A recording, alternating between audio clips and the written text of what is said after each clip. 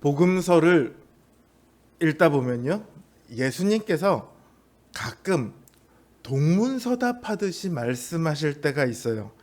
예를 들어 마태복음 8장 18절에서 22절을 보면요, 한 서기관이 예수님께 선생님께서 어디로 가시든지 저는 따라가겠습니다. 그랬더니 예수님께서 갑자기 여우도 굴이 있고 공중의 새도 거처가 있으니 인자는 머리 둘 곳이 없다, 이렇게 말씀하세요. 오늘 이 시대를 살아가고 있는 그 결말을 알고 있는 우리들에게는 이 말씀이 무슨 의미인지 충분히 알려져 있지만, 이 서기관의 입장에선 저게 무슨 말인가 싶을 수 있겠죠. 뿐만 아니라 바로 그 다음에 제자 중 한 사람이 주여 내가 먼저 가서 내 아버지를 장사하게 허락하옵소서 했더니 예수님께서는 죽은 자들이 그들의 죽은 자들을 장사하게 하고 너는 나를 따르라, 이렇게 말씀하세요. 서기관이 따르겠다고 할 때는 나는 머리 둘 곳이 없다 이러더니 나는 가겠습니다 했더니 너는 나를 따르라, 이렇게 말씀을 하세요. 약간 대화의 핀트가 어긋난 것처럼 보이죠. 오늘 본문도 그렇게 시작을 해요.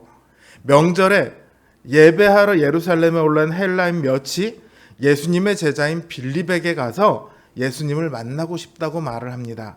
그러자 빌립은 안드레에게 가서 상의하고요, 둘이 같이 가서 예수님께 헬라인이 예수님을 뵙고 싶다는데 어떻게 할까요? 하고 묻습니다.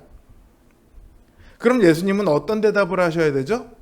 그래, 만나, 안 만나, 혹은 지금은 못 만나도 나중에 만날게, 이런 대답을 해야 되죠. 근데 예수님께서는 그런 말씀을 하지 않고 갑자기 인자가 영광을 얻을 때가 왔다, 이러시면서 말씀을 시작하십니다. 인자가 영광을 얻을 때가 왔다. 이 말씀을 들은 사람들은 예수님께서 이제 왕위에 올라서 온 세상을 통치하고 호령하시겠구나 하는 생각이 먼저 들었을 겁니다.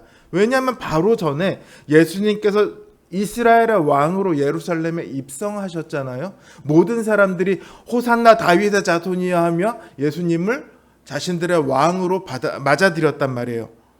그러니까 이제 영광을 얻을 때가 왔다 하면 당연히 그런 생각을 하겠죠. 근데 예수님의 선언은 그 생각과는 전혀 다른 의미입니다. 예수님께서는 한 알의 밀알이 땅에 떨어져 죽지 아니하면 한 알 그대로 있고 죽으면 많은 열매를 맺는 것처럼 자기의 생명을 사랑하는 자는 잃어버릴 것이고 자기의 생명을 미워하는 자는 영생하도록 보전하리라, 이 말씀을 하세요. 이 말씀은 예수님께서 많은 이들을 구원하기 위해 자신의 생명을 내어주겠다는 말씀입니다. 그러니 예수님께서는 지금 자신이 죽을 때가 되었다, 이 선언을 하시는 거죠. 이전에도 몇 번에 걸쳐서 예수님께서는 그때가 되면 내가 죽을 거다라고 말씀을 하셨는데 그때는 전부 다 미래형으로 말씀하셨어요. 그런데 이제 인자가 영광을 얻을 때가 되었다, 이 말씀은 미래형이 아니라 현재형이에요. 지금이라는 거죠.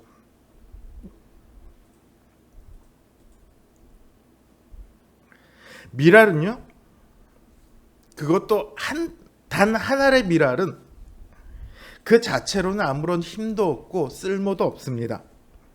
그러나 그것이 땅에 심기워져 죽으면 많은 열매를 맺습니다. 밀알은 죽어야만 합니다. 죽어야만 목적에 도달할 수 있습니다. 마찬가지로 고난이 없이는요, 영광이 있을 수 없습니다. 죽음이 없이는 열매 맺는 생명이 있을 수 없고 굴복 없이는 승리가 있을 수 없다.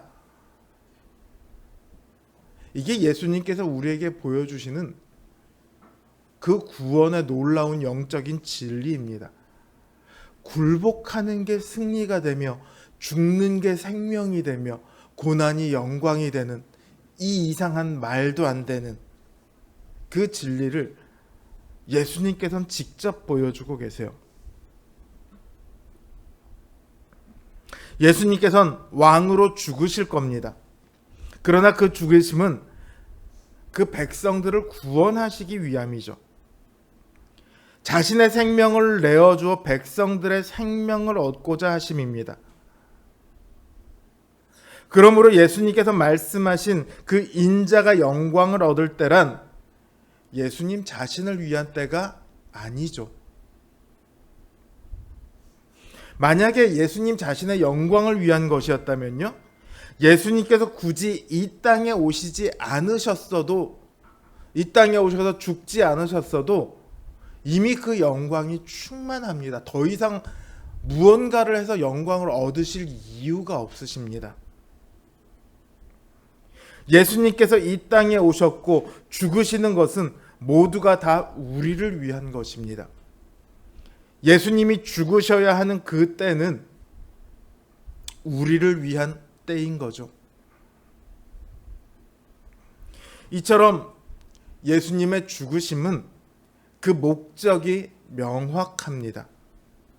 그러나 목적이 뚜렷하다고 해서 그 과정이 결코 쉬운 것은 아닙니다. 내가 죽어서 많은 사람들을 구원할 거야. 이것이 목적이 명확하다고 해서 죽음이 어떻게 쉽겠습니까? 주님조차도요, 마음이 민망하다 이렇게 말씀을 하세요. 여기 민망하다는 말은 우리 흔히 쓰는 그런 민망하다는 말과는 달라요. 마음이 온통 뒤흔들렸다는 말이에요. 예수님께서는 이 땅에 오시면서부터 이 때를 위해서 쭉 살아오셨고 모든 일들을 행해 오셨음에도 불구하고 그 마음이 온통 뒤흔들렸습니다.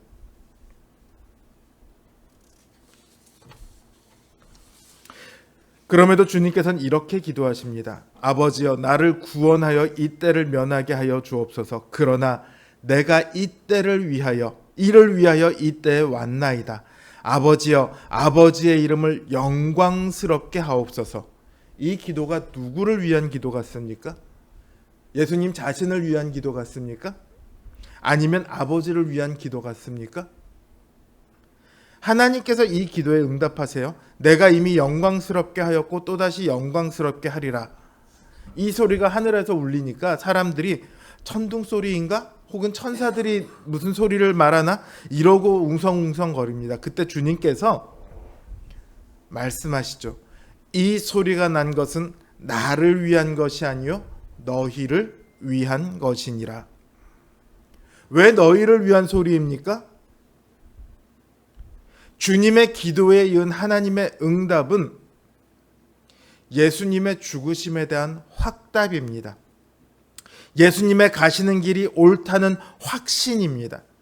다른 길이 아니라 죽으심을 통해서 예수님께서 이 땅에 오신 궁극적인 목적, 곧 그 백성들의 구원이 이루어질 것이며 결국 그 백성들을 통해 하나님께서 영광을 얻게 되리라는 확답입니다. 그렇기 때문에 이 응답은 예수님에게는 죽어야 한다는 명령이나 다름이 없어요. 그러나 반대로 그 백성들에게는 살 수 있는 구원의 소리인 것입니다. 그래서 너희를 위한 소리라고 말씀하시죠. 이제 예수님께서는 사람들에 의해 들려 올려질 것입니다. 여기 들려 올려진다는 말은 십자가에 매달린다는 뜻이에요. 사람들이 예수님을 십자가에 매달아서 언덕 위에 높이 매달아 놓을 거예요.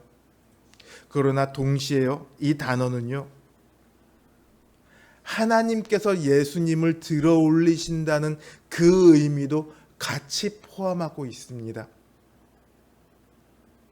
인자가 영광을 얻는다는 진정한 의미가 여기에 있습니다. 하나님께서는 예수님께 모든 세상 권세를 주십니다. 다스리시는 권세와 심판의 권세와 구원의 권세를 주님께 주실 거예요. 주님은 그 권세를 가지고 자기 백성들을 도우십니다. 주님께서는 이 세상 임금을 쫓아내실 거예요. 여기 이 세상 임금은 로마 황제가 결코 아닙니다. 공중 권세 잡은 자, 곧 사단을 말합니다. 공중을 권세 잡고 그 백성을 미혹하여 사망과 어두움에 붙들고 있는 그 사단을 말합니다. 주님께서는 죽으심을 통해 오히려 그 사단을 쫓아내고 그에게 사로잡혀 있던 모든 이들을 풀어 자신에게로 이끄실 것입니다. 이 때를 뭐라고 말하죠? 종말이라고 합니다. 종말은 예수님께서 다시 오실 때를 말하는 것이 아니라요, 예수님께서 죽으신 그때로부터 시작해서 다시 오실 때까지의 모든 순간을 말합니다. 우리는 지금 종말을 살아가고 있습니다. 흔히들 종말하면 두려운 생각부터 듭니다. 그렇죠? 종말하면 세기말 증상 뭐 이래가면서 지진이 일어나고 뭐 이제 이런 것들만 생각을 하지만, 주님께서는요, 이 종말이 우리를 위한 시간이라고 말씀하고 계세요. 죄와 사망에 사로잡혔던 우리들을 빛 가운데로 이끄셔서 빛의 자녀, 하나님 나라의 자녀가 되도록 하는 그 시간이 바로 이 종말의 시간입니다.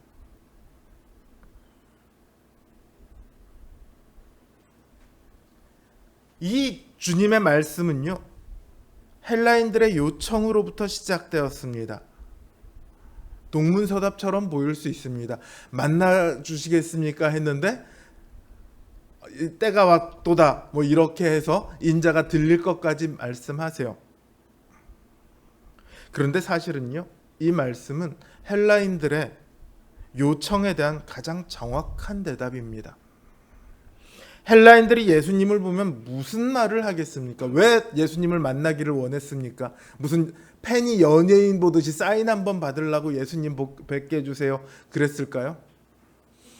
그들이요, 빌립을 부를 때 우리 성경에는 선생이여 이렇게 번역이 되어 있지만 헬라 원어를 보면요, 퀴리오스, 주여라고 표현을 했습니다. 일반적으로 주여라고 표현을 할 때는 굉장히 간곡한 것이 달려 있을 때 그 단어를 써요. 그러니까 이 헬라인들은 그냥 예수님을 한번 만나고 싶은 것이 아니라 절박함을 가지고 예수님을 뵙고 싶어 합니다. 이들이 갖고 있는 절박함이 무엇일까요? 헬라인들이 지금 예배를 드리러 예루살렘에 올라와 있습니다. 하지만 헬라인들에게 할례를 주지는 않아요. 유대인들이 할례 받지 못한 하나님을 경외하는 헬라인들입니다. 이들은요, 성전의 바깥에 있는 이방인의 뜰까지만 갈 수 있습니다. 성전 안으로 들어갈 수가 없어요. 1800년대에 예루살렘에서 발굴된 한 표지석이 있어요. 뭐냐면 이방인의 뜰과 그 안에 여인의 뜰을 나누는 경계의 표지석이에요. 이방인들을 이 선을 넘어갈 수 없다라고 기록되어 있는 표지석입니다. 그러니까 그들은 하나님께 예배드리러 왔지만 정작 제사가 진행되는 그 성전 안으로 그들은 들어갈 수 없습니다. 성전 주변에 있지도 못합니다. 한 걸음 떨어져서 이방인의 뜰에 있을 수 있어요. 그들의 가장 큰 바람이 있다면, 그들의 가장 큰 요청이 있다면 예수님을 만나서 그들이 묻고 싶은 것이 있다면, 우리도 과연 유대인들처럼 구원받을 수 있겠습니까? 바로 이 질문이었을 거예요. 주님께서는 그들에게 이렇게 대답하고 계세요. 내가 죽음은 모든 이들이 다 구원에 이르는 결실을 맺고자 합니다. 헬라인이건 유대인이건 로마 시민이건 노예건 부자건 가난한 자건 건강한 자건 병든 자건 의인이건 죄인이건 모두가 다 나를 믿기만 하면 하나님 나라의 백성이 되고 구원을 얻어 영생을 얻으리라. 이 말씀이야말로 그들에 대한 가장 근원적인 해답입니다. 누구든지 그리스도를 믿으면 구원받아 영생을 얻습니다. 누구든지 그리스도를 믿으면 빛의 자녀가 됩니다. 누구든지 그리스도를 믿으면 그리스도의 열매가 됩니다. 주님께서 말씀하신 너희 여기에 해당되기 위해서는, 우리가 그 당사자가 되기 위해서는 믿음이 필요합니다. 주님께서 말씀하신 그 너희에 우리가 포함되지 않는다면 우리는 주님과 아무런 상관없는 사람들이 될 뿐이죠. 주님은 이렇게 말씀하십니다. 아직 아주 짧은 시간 동안 빛이 너희 중에 있다. 어두움에 붙들리지 않게 빛이 있는 동안 다녀라. 그러나 어두운 가운데 다니는 자는 어디로 가는지 알지 못한다. 너희에게 아직 빛이 있을 동안 빛의 아들이 되기 위해 그 빛을 믿으라. 주님은 빛으로 오셨습니다. 어두움에 있는 이들을 치유하는 빛입니다. 그 빛을 믿고 그 빛을 따라 걸을 때 비로소 우리는 생명에 이를 수 있습니다. 예수님의 죽으심은 우리가 생명에 이르는 유일한 길입니다. 예수님의 죽으심은 그분뿐만 아니라 예수님을 믿는 모든 사람들이 영광과 생명에 이르게 하십니다. 그러니 우리는 주님의 그 죽으심을 따라가야 합니다. 그 길은 죽음의 길 같지만 죽음에서 벗어나는 생명의 길입니다. 모든 것을 잃는 길 같지만 모든 것을 얻는 길입니다. 바울은 그래서 이렇게 말합니다. 내가 뿌리는 씨가 죽지 않으면 살아나지 못하겠고 죽은 자의 부활도 그와 같으니 썩을 것으로 심고 썩지 아니할 것으로 다시 살아나며 욕된 것으로 심고 영광스러운 것으로 다시 살아나며 약한 것으로 심고 강한 것으로 다시 살아나며 육의 몸으로 심고 신령한 몸으로 다시 살아나나니 육의 몸이 있은즉 또 영의 몸도 있느니라. 고린도전서 15장 말씀입니다.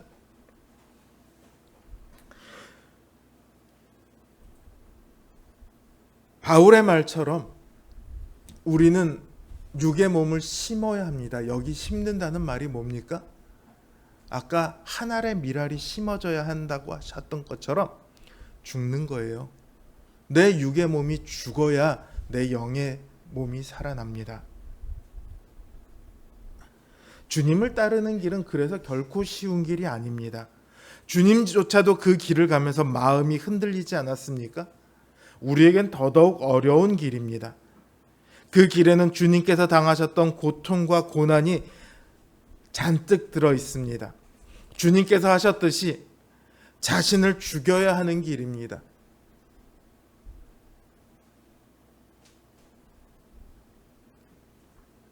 그러나 이 시간은 결코 고통의 시간은 아닙니다. 고난의 시간은 아닙니다. 그 시간은 우리를 위한 시간입니다. 주님께서는 빛으로 다니라고 하시면서 빛이 있을 동안에 다녀 어둠에 붙잡히지 않게 하라고 말씀하십니다. 정확하게 말하면 어두움에 붙들리지 않기 위해 빛으로 다니라고 말씀하십니다. 우리가 가야 하는 길이요, 어렵고 힘든 길인 거 압니다. 그러나 그 길을 가야만 어두움에 붙들리지 않을 수 있습니다. 주님은 오늘 우리가 이 시간을 이겨내도록 하시기 위해 우리 안에 새로운 빛을 주셨습니다. 바로 성령님의 빛입니다. 주님의 영이신 성령님께서 우리 안에 거하시면서 우리가 어디로 가야 할지 그 빛을 비추어 주십니다. 어두움에 사로잡히지 않도록 그 길을 인도하십니다. 우리는 하나의 씨앗에 불과한 작고도 하찮아 보이는 존재입니다. 우리가 무언가를 할 수 있기는커녕 뭘 할 수 있겠어 싶을 때가 훨씬 더 많습니다. 다른 말로 하면 나 하나쯤 더 한다고 해서 뭐 더해질 것도 없어 보이고, 반대로 안 한다고 해서 뭐 별로 해도 안 날 것 같은 그런 존재들입니다. 그러나 우리는요, 그 안에 빛을 가졌습니다. 빛이신 예수님의 영, 성령님을 가졌습니다. 도대체 우리가 뭐라고 성령 하나님께서 우리 안에 거하십니까? 그건 우리가 예수님의 결실이기 때문에 그렇습니다. 우리가 예수님의 열매입니다. 우리 한 사람 한 사람을 통해 죽음을 이기신 예수님의 승리가 드러납니다. 우리 한 사람 한 사람을 통해 사단의 권세를 이기신 예수님의 권세가 나타납니다. 우리 한 사람 한 사람을 통해 예수님의 이름과 하나님의 이름이 찬양을 받고 영광을 얻으십니다. 이것이 예수님의 결실인 우리 인생의 목적입니다. 예수님을 증거하고 하나님께 영광을 돌리는 것, 이것이 바로 우리 인생에 가야 할 길입니다. 우리가 우리를 그 빛 가운데 두지 않는다면 하나님의 자녀로서의 삶은 결코 목적에 도달할 수 없습니다. 하나님에 대해 살기 위해 우리는 세상에 대해 죽어야 합니다. 편안한 삶을 살 것인가, 아니면 본받는 삶을 살 것인가, 우리는 선택해야 합니다.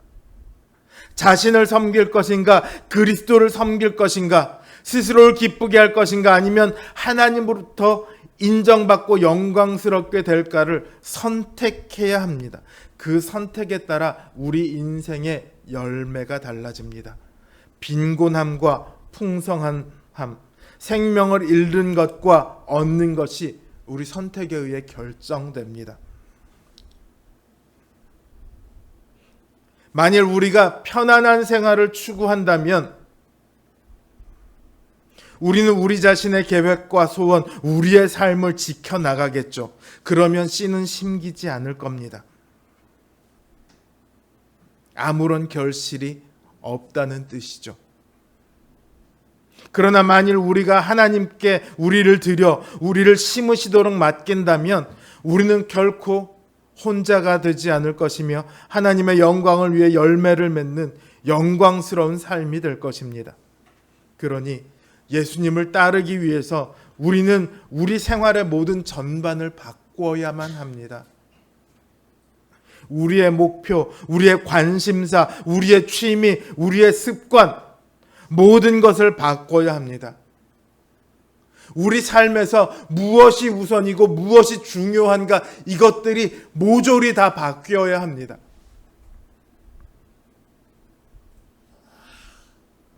예수님께서 하셨던 것처럼 하나님의 뜻에 복종하며 하나님의 영광만을 위해 살아야 합니다. 제가 이렇게 말하면 목사님은 세상을 너무 모르세요. 그렇게 해서는 이 세상에서 살 수 없어요. 어떤 분은 이렇게 말할지도 모릅니다. 저는 그래도 세상을 꽤 살아봤고 세상에서 우여곡절을 많이 겪었다고 생각을 합니다. 그렇다고 해도 제가 지금 세상을 살아가고 있는 여러분들보다 더 세상을 잘 알지는 못할 거예요. 그러나 대신에 여러분보다 더 하나님 나라는 많이 알고 있습니다.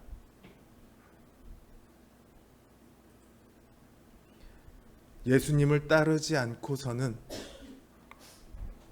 하나님 나라에 들어갈 수 없습니다. 믿는다는 말과 따른다는 말은 늘 같이 붙어 다닙니다. 사실상 같은 의미로 사용이 됩니다. 믿는데 따르지 않는 것이란 존재하지 않습니다. 믿지 않고 따르는 것도 불가능합니다. 믿으면 따르게 되어 있습니다. 따라야 합니다. 성령님께서 우리 안에서 늘 그걸 말씀하고 계세요.